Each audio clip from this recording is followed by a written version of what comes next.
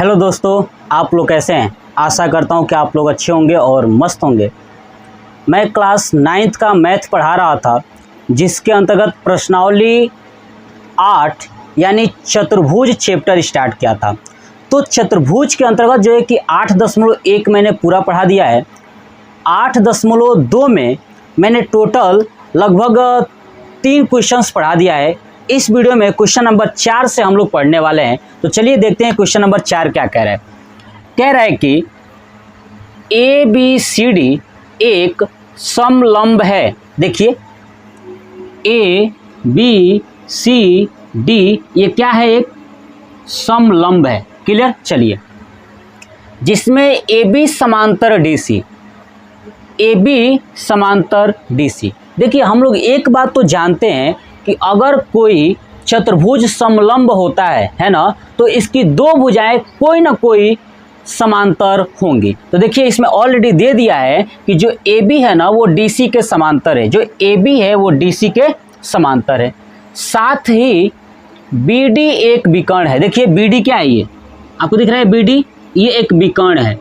Clear. चलिए, और E भुजा AD का मध्य बिंदु है। क्या है, जो ये E भुजा है ना वो इस AD का क्या है, मध्य बिंदु है। मध्य बिंदु आप समझ रहे हो ना कि दोनों तरफ से बराबर बराबर दूरी पर है, यानी मध्य बिंदु है।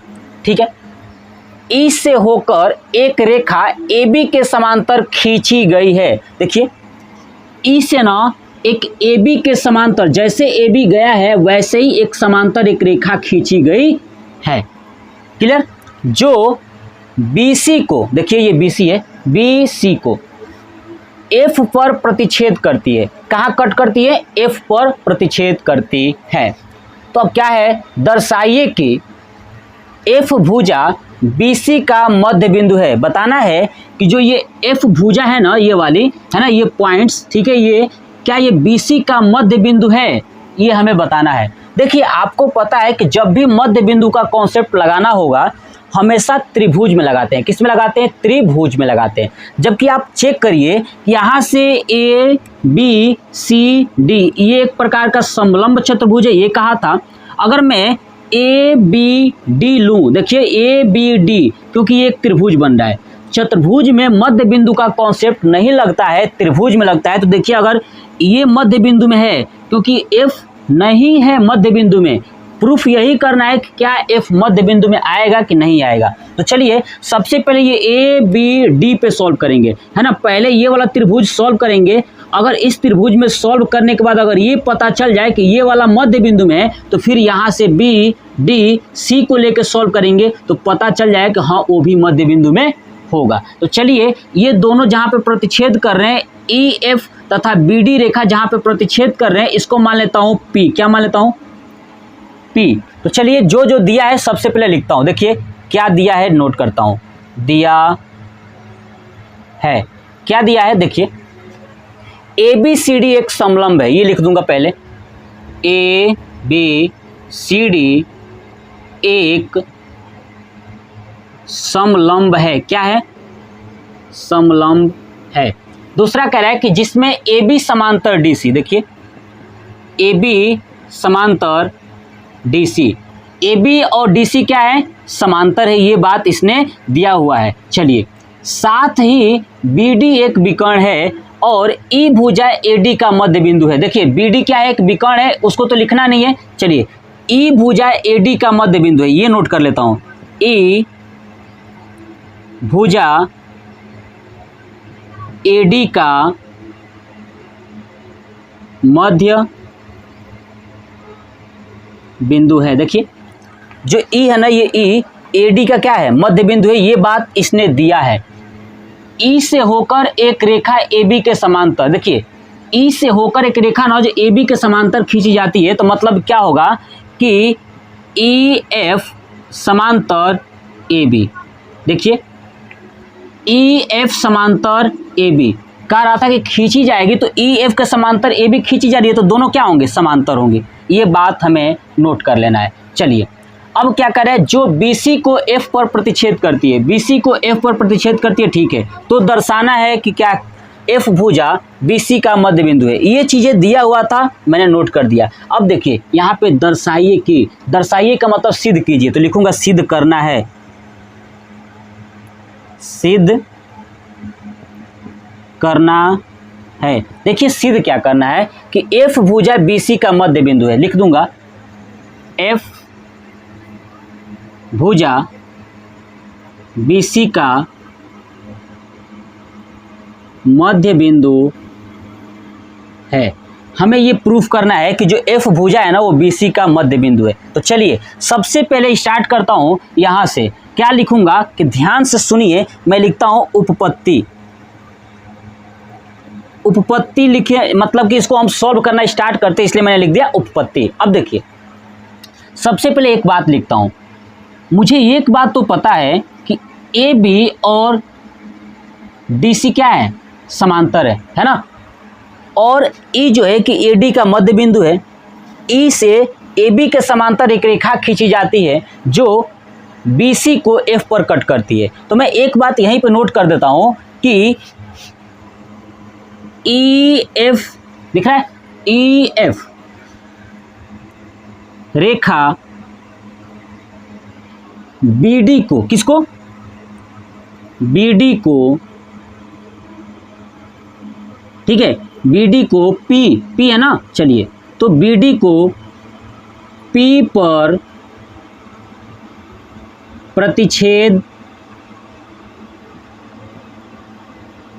करती है। देखिए आप देखिए ना, जो EF है वो क्या इस P पे कट कर रहा है कि नहीं, BD भुजा को कहाँ कट कर रहा है, P पर। तो मैंने ये लिख दिया कि P पर प्रतिच्छेद करती है। चलिए अब लेता हूं त्रिभुज, कौन सा त्रिभुज, ABD है ना। तब लिखूंगा त्रिभुज ABD में, मैंने लिख दिया त्रिभुज ABD में। चलिए अब मैं ये त्रिभुज लिखा हूं तो आप इसको नोट करिए ताकि मैं हटा सकूं और मैं फिर से आपको शुरू से सॉल्व करके, मैं आशा करता हूं कि आप लोग यहां से नोट कर लिए होंगे कि अब त्रिभुज में कौन सा चलते हैं, ABD। इस त्रिभुज में चलता हूं क्योंकि मध्य बिंदु का जो प्रमेय होता है ना वो त्रिभुज में ही लागू होता है। तो आप इसको नोट करिए। चलिए मैं जानता हूं कि नोट कर लिए होंगे, चलिए मैं हटाता हूं। देखिए देखिए अब कौन सा त्रिभुज मैंने लिया, त्रिभुज ABD में। देखिए ABD में क्या आपको दिख रहा है कि जो E भुजा है ना, AD का क्या है, मध्य बिंदु है। तो लिखूंगा भुजा है ना, यानी E भुजा AD का क्या है, मध्य बिंदु है ना। E भुजा AD का क्या है, मध्य बिंदु है। देखिए AD का मध्य बिंदु हो गया। अब E से जो है कि एक समांतर रेखा AB के समांतर खींची जा रही है। तो क्या लिखूंगा, EF समांतर AB। देखिए ये मध्य बिंदु है और AB के समांतर ये EF रेखा है। तो जब दोनों समांतर है इसका मतलब कि मध्य बिंदु से, ये मध्य बिंदु का जो प्रमेय कहता है कि यदि किसी त्रिभुज की एक भुजा के मध्य बिंदु से तीसरी भुजा के समांतर अगर रेखा खींची जाती है तो वो दूसरी भुजा को मध्य बिंदु होगी, दूसरी भुजा का क्या होगी, मध्य बिंदु होगी। तो अब मैं यहाँ पे लिखूंगा क्या चीज कि P, जो P है ना, BD है ना, कौन सी भुजा, भुजा BD का मध्य बिंदु होगा, है ना। BD का क्या होगा, मध्य बिंदु होगा। ये कौन सा प्रमेय है, तो प्रमेय लिखिएगा, हमेशा ध्यान रखिएगा इस प्रमेय को बोलेंगे, यानी जब किसी त्रिभुज का एक बिंदु मध्य में दिया हो और दूसरा बिंदु नहीं दिया हो तो वहां पे लगाइएगा मध्य बिंदु का विलोम प्रमेय। कौन सा, मध्य बिंदु का विलोम प्रमेय। और जब दो बिंदुओं दिया हो और दोनों बिंदु को तीसरी भुजा के समांतर मिला रहे हो तो वहां पे मध्य बिंदु प्रमेय होगा। ये पॉइंट याद रखिएगा। तो क्या लगाएंगे, मध्य बिंदु का विलोम प्रमेय से, कौन सा प्रमेय से, विलोम प्रमेय से।